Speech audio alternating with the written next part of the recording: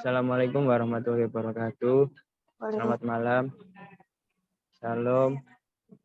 Om Swastiastu, Namo Buddhaya, salam kebajikan. Salam sejahtera bagi kita semua.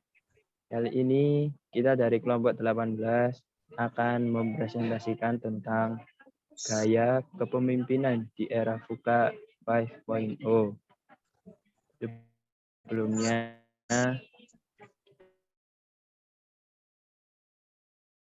kita akan perkenalan terlebih dahulu. Dimulai dari Sen. Perkenalkan, nama saya Romi Kurnia Trididanto. Saya Cesta Sudra Eberta. Renata Sembiring Pelawi. Saya Titis Fitria Hartini. Saya Rahmari. Saya Salsabila Sirningtia. Saya Marsialis Maya. Saya Azhara Azizah Nur Aulia. Saya Diva Ayu Pratiwi Firdaus. Saya Putri Septriana Haganta Ginting. Saya Sanada Febrina. Saya Maria Margareta Andrani Putri. Saya Amanda Aditya Putri. Saya Lydia Patricia Manulang. Saya Zaira. Ya, jadi next slide-nya. Nah, hari ini saya kepemimpinan VUCA kan tema kita ya. Sini ada beberapa subtema kita. Yang pertama tentang pengertian VUCA, yang kedua dengan konsep kepemimpinan VUCA, yang ketiga tentang perubahan sikap, dan selanjutnya bisa dilanjutkan oleh teman-teman saya. Pengertian VUCA. Mengenal pengertian VUCA secara mendalam mampu memberikan dampak positif bagi situasi ekonomi yang sulit yang sedang dihadapi para pemimpin. Adapun pengertian dari masing-masing akronim VUCA sebagai berikut. Pertama ada volatility atau volatility, yang kedua ada uncertainty atau ketidakpastian, yang ketiga ada complexity atau kompleksitas, yang keempat ada ambiguity atau ambiguitas. Selanjutnya bakal dijelaskan oleh teman-teman saya.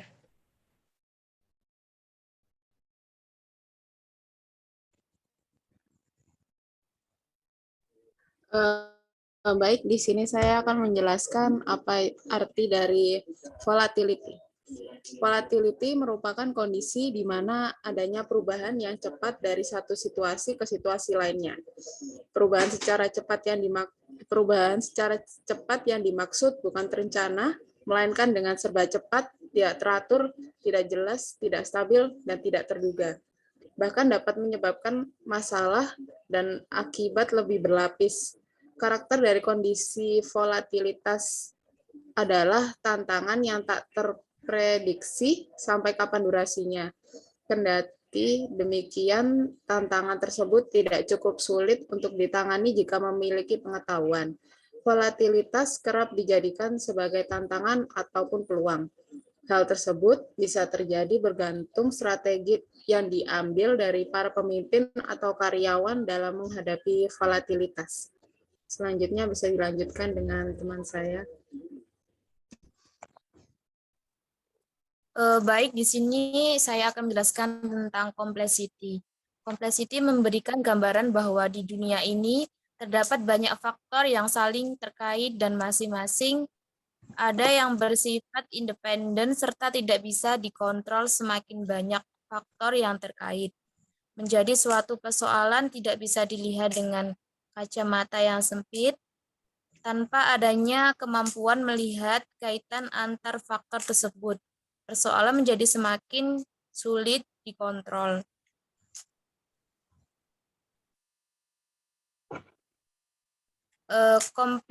Complexity atau kompleksitas. Situasi kompleksitas ini memiliki karakteristik, yakni kondisi di mana pemimpin dihadapkan pada banyak faktor dan variabel yang saling berhubungan.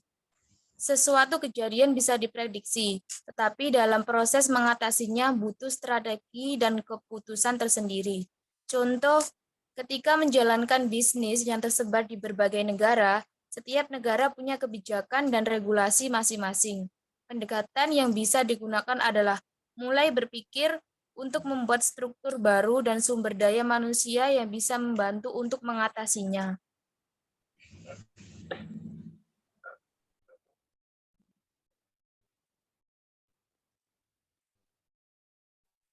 Baik, saya akan melanjutkan di bagian ambiguity. Ambiguitas atau ambiguity adalah faktor keempat dari dalam lingkungan VUCA. Ambiguitas sama dengan membingungkan atau menyesatkan. Karakter dari kondisi ambiguitas adalah perkembangan yang tak terarah atau cenderung semakin membingungkan. Tidak ada kejelasan dan sangat sulit untuk diprediksi hingga munculnya adanya beragam penafsiran. Ini dapat dibandingkan dengan melihat melalui kaca buram. Itu membuat kita sulit untuk menyimpulkan apa yang terlihat di balik kaca tersebut karena ketidakjelasan objek tersebut tadi. Ketika solusi yang tampaknya benar diterapkan, kepastian mencapai hasil dianggap tidak dapat diprediksi. Ambiguitas memberikan gambaran bahwa tidak semua persoalan yang kita hadapi memiliki informasi yang lengkap, akurat, dan bisa dipercaya. Bisa jadi, di satu sisi persoalan tersebut terlihat sederhana, namun di sisi lain ternyata menimbulkan berbagai penafsiran. Sulitnya memperoleh informasi yang tepat dan cepat menyebabkan pengambilan keputusan menjadi kurang fokus. Kurangnya informasi juga menyulitkan pemilihan strategi atau membuat keputusan. Ambiguitas dicirikan oleh fakta bahwa sulit untuk mengkonseptualisasikan tantangan yang ada dan mengembangkan model solusi. Ambiguitas adalah situasi di mana sulit bagi kepemimpinan atau suatu perusahaan untuk mengambil keputusan. Selain itu, situasi yang tidak pasti dapat menyesatkan jika perusahaan tidak memiliki keberanian untuk mengambil keputusan. Namun, perusahaan atau kepemimpinan tersebut perlu diteliti atau dianalisis dengan cermat sebelum membuat keputusan. Tujuannya adalah untuk menghindari kesalahan pengambilan keputusan. Ketika ambiguitas muncul, pemimpin di suatu perusahaan tersebut menghadapi pertanyaan tentang proses pengumpulan keputusan karena hasil sangat tidak pasti. Misalnya, bagaimana jika Grametz dihadapkan pada pertanyaan seperti struktur organisasi apa yang perlu diubah oleh organisasi? Manajer atau pemimpin merasakan paradoks dalam pengambilan keputusan. Artinya, mereka menghadapi dilema dan tidak tahu jawaban yang pasti. Tidak jarang pada para pemimpin yang memahami dirinya sendiri dengan baik dan merasa telah menemukan solusi untuk berkecil hati ketika memasuki tahap implementasi. Hasil lapangan yang diperoleh ternyata tidak sesuai dengan asumsi yang dibuat untuk membuat solusi baru. Tentu tidak mudah bagi pemilik atau kepemimpinan tersebut memiliki pendapat sendiri dan mengandalkan kisah sukses masa lalu untuk menerima kenyataan ini. Ketegangan dalam organisasi atau suatu kepemimpinan terjadi ketika mereka yang berada di atas merasa sebagai pengendali otak dan memandang yang berada di posisi bawah sebagai tangan atau kaki. Sikap top manajemen yang seolah-olah paling tahu, arogan, dan tidak mau tahu, serta tidak mau mendengar apa yang tampaknya menjadi alasan pekerja lapangan justru mengurangi respons organisasi terhadap situasi. Untuk selanjutnya bisa dilanjut oleh teman saya.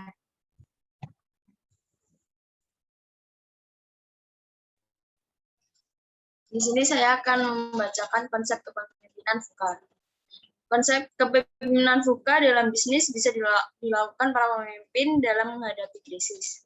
Penjelasan mengenai istilah VUCA pada konteks yang dapat diadaptasi sebagai strategis para pemimpin menghadapi krisis adalah sebagai berikut. Yang pertama, vision atau pandangan ke depan. Yang kedua, understanding atau pemahaman. Yang ketiga, clarity atau kejelasan. Yang keempat, adaptability and agility atau adaptabilitas dan kegesitan, yang dimana akan dijelaskan oleh teman saya. Baik, di sini saya akan menjelaskan tentang apa itu vision. Vision atau pandangan ke depan tidak dapat dipungkiri bahwa semakin berkembangnya zaman, tantangan dunia bisnis semakin rumit dan tak terduga. Pemimpin yang efektif tak akan diam saja ketika menghadapi perubahan yang terjadi dengan cepat atau labil. Mereka akan merevisi strategi yang dimiliki terjadi dengan cepat. Memiliki strategi yang dipimpin berusaha berpegang teguh pada nilai-nilai dan tujuan yang ingin dicapai. Anda bisa berpegang teguh pada nilai-nilai dan tujuan yang bisa dicapai untuk menjadi pemimpin yang dimiliki pandangan ke depan agar dapat memprediksi probabilitas dan keadaan yang labil di masa depan.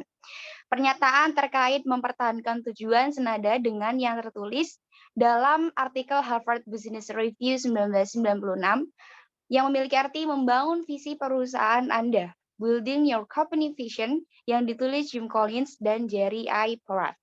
Artikel tersebut menjelaskan bahwa visi terdiri dari 2 elemen utama dan 2 subelemen. Ideologi inti terdiri dari nilai-nilai inti dan tujuan inti, dan masa depan yang dibayangkan atau prediksi yang bisa dideskripsikan dengan jelas. Selain itu, bila perlu kita bisa lakukan simulasi dan eksperimen dengan situasi yang sekiranya akan berdampak buruk. Dengan demikian, kita tidak akan terlalu buta menghadapi situasi yang tidak terbayangkan. Untuk penjelasan understanding akan dijelaskan oleh teman saya.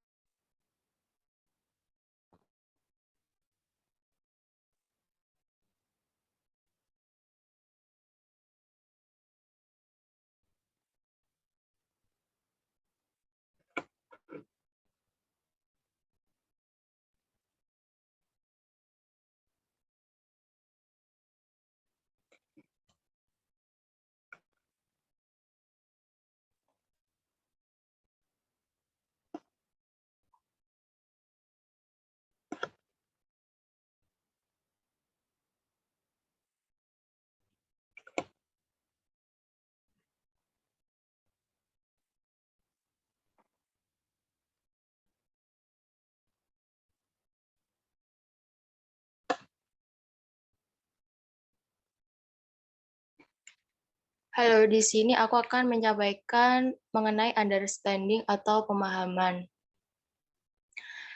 Understanding atau pemahaman untuk mengatasi ketidakpastian perubahan, perusahaan harus dapat memprediksi dampak dari perubahan yang berkaitan dengan organisasi atau bisnisnya. Selain itu, sebagai pelaku bisnis, meskipun dihadapkan dengan situasi yang tidak pasti, kita harus tetap bisa melakukan pengambilan keputusan dan mampu melakukan manajemen risiko. Untuk itu, salah satu solusi mengatasi masalah ini adalah dengan understanding atau memiliki pemahaman terkait perubahan situasi jadi bekal yang dimiliki seorang pemimpin perusahaan yang ingin bertahan dalam dunia bisnis.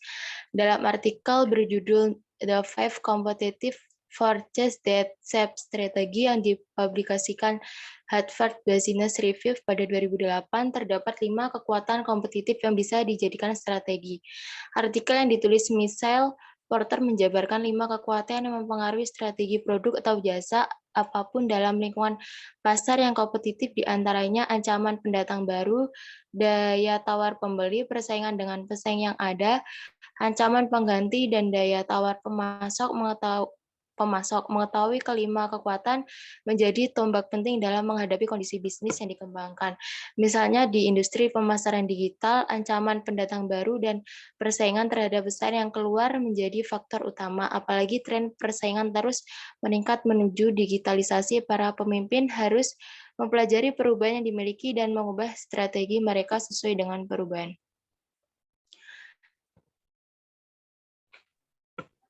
Nah, selanjutnya saya membahas mengenai clarity, di mana clarity itu atau kejelasan ialah kemampuan seseorang melihat masa depan dengan jelas dan yakin yang tidak dilihat oleh lainnya. Seseorang pemimpin mempunyai kemampuan yang sangat jelas mengenai apa yang sedang dibuat untuk mewujudkan visinya.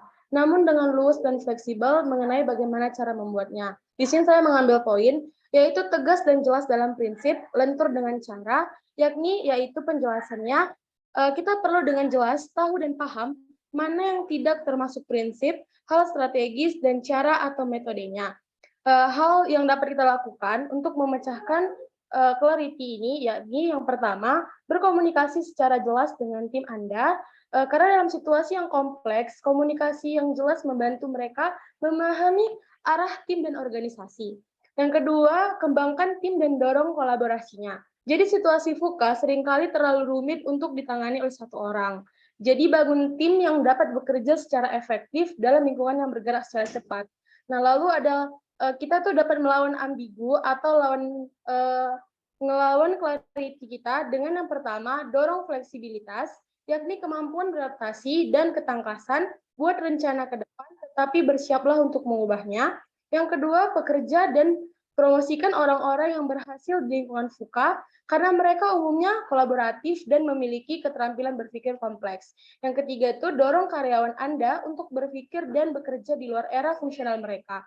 Karena rotasi pekerjaan dan pelatihan silang bisa menjadi cara terbaik untuk meningkatkan ketangkasan tim kita. Yang keempat, hindari memimpin dengan mendikte atau mengendalikan mereka, karena kembangkan lingkungan kolaboratif dan konsensus, dorong debat, perbedaan pendapat, dan partisipasi dari semua orang. Yang kelima, kembangkan budaya ide. Ini jenis budaya yang energik dan dapat mengubah tim dan organisasi menjadi lebih kreatif dan gesit. Yang keenam, apresiasi anggota tim Anda yang menunjukkan vision, understanding, clarity, dan agility, dan biarkan orang-orang melihat perilaku seperti apa yang Anda hargai. Selanjutnya, mengenai adaptability dan agility bisa dijelaskan oleh teman saya. Di sini saya ingin menjelaskan mengenai adaptability dan agility, yaitu adaptabilitas dan kegesitan. Nah, dalam menghadapi perubahan, khususnya pada pandemi COVID-19 kemarin, kita tidak bisa nih menyerah dengan keadaan, tapi kita sebagai pemimpin juga harus mampu beradaptasi dengan baik dan lebih cepat dalam menentukan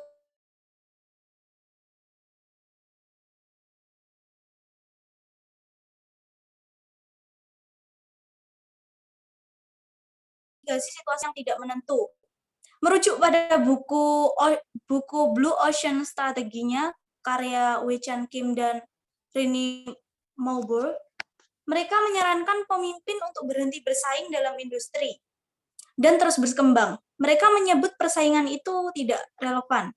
Sebagai contoh, beberapa perusahaan farmasi mencari pengobatan atau vaksinasi untuk COVID-19. Pasar ini kan termasuk pasar baru, mewakili contoh yang nyata dari Samudra Biru.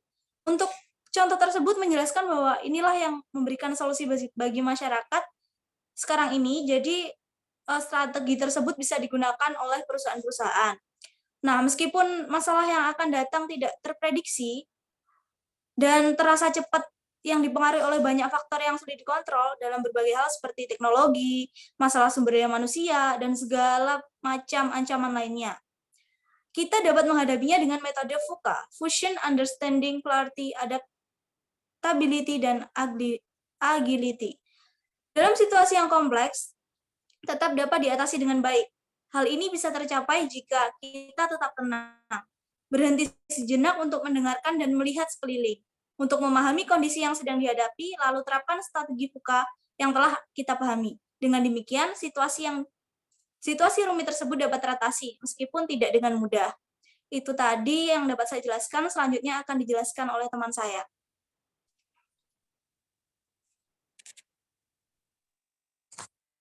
Oke, selanjutnya ada perubahan sikap dan perilaku yang dibutuhkan seorang pemimpin. Perubahan sikap dan perilaku tersebut meliputi dapatkan perspektif baru, fleksibel, dan be visioner. Untuk masing-masing penjelasannya akan dijelaskan oleh teman saya. Baik, yang pertama adalah dapat perspektif baru. Yaitu temukan cara untuk menantang kesesuaian model mental Anda secara individu dan kolektif. Konsep reframing akan sangat membantu. Reframing adalah penggunaan devil's advocate dalam tim kepemimpinan untuk melawan pengaruh cara pikir kelompok. Dengan melakukan ini, anggota tim bisa mendapatkan gambaran yang lebih luas dan beragam. Untuk selanjutnya bisa dilanjutkan teman saya.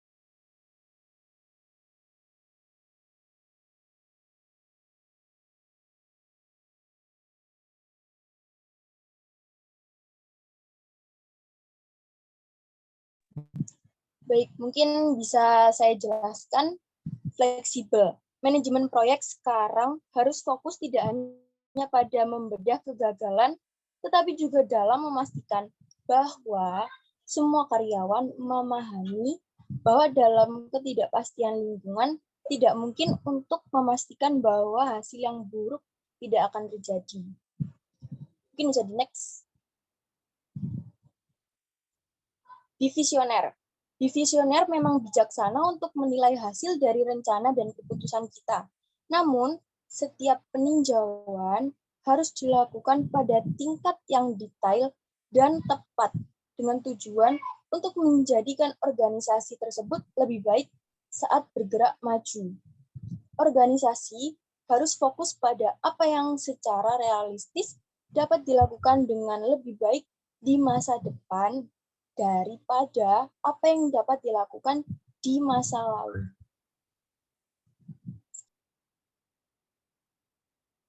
Baik, di sini saya akan memberikan kesimpulan.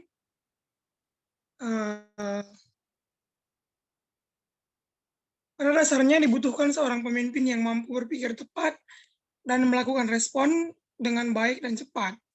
Tidak seorang pun bisa memberikan ramalan yang tepat dan akurat mengenai apa yang akan terjadi di masa depan, kapan terjadinya, dan seberapa besar dampak terjadinya. Kemampuan seorang pemimpin membaca kemungkinan-kemungkinan yang akan terjadi menjadi salah satu syarat yang penting di era digital sekarang ini. Jadi sekian dari kelompok 18 saudara kami. Mohon maaf apabila ada kesalahan dan kata-kata yang kurang tepat mungkin. Yang dari kami, Assalamualaikum warahmatullahi wabarakatuh.